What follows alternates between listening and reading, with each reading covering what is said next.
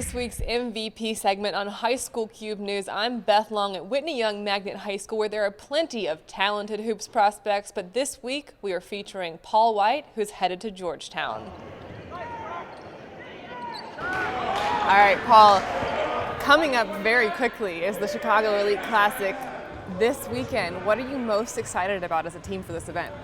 Well, the Elite Classic is something that one of our coaches, our main coach, Coach Slaughter, he started it up with the Simeon coach, Rob Smith.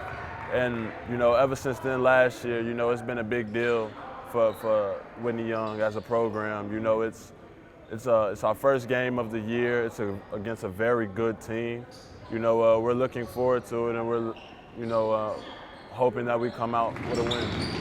And speaking of talented Chicago teams, Young is definitely one of them, if maybe not the best one this season. You guys have high expectations. How are you going to live up to them? Well, coming in this year, we have 5 seniors, including myself, that's been through the trenches just about. We've experienced heartbreak, losing to Simeon in the playoffs.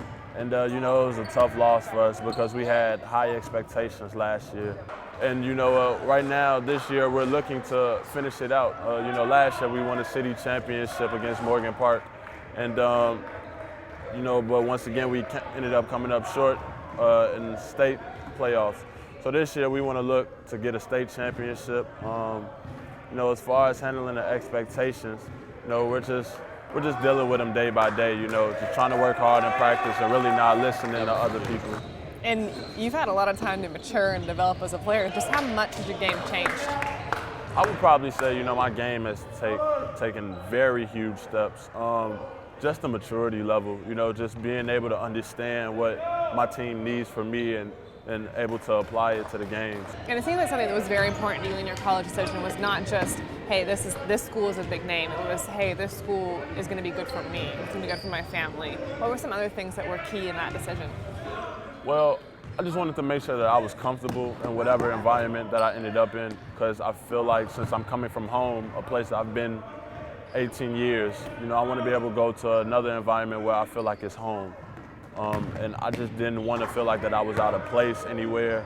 I wanted to be able to get along with the coaches, the players. I wanted to see if the school had, say if I were to stop playing basketball, if I could still be successful with a diploma coming from there, or a degree, speaking in high school terms.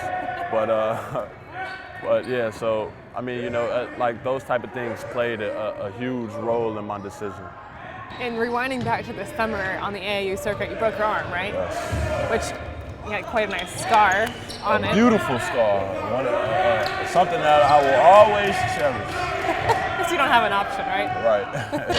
But your recovery seemed to have gone along pretty speedily, and you're back to 100% now, right? Yeah.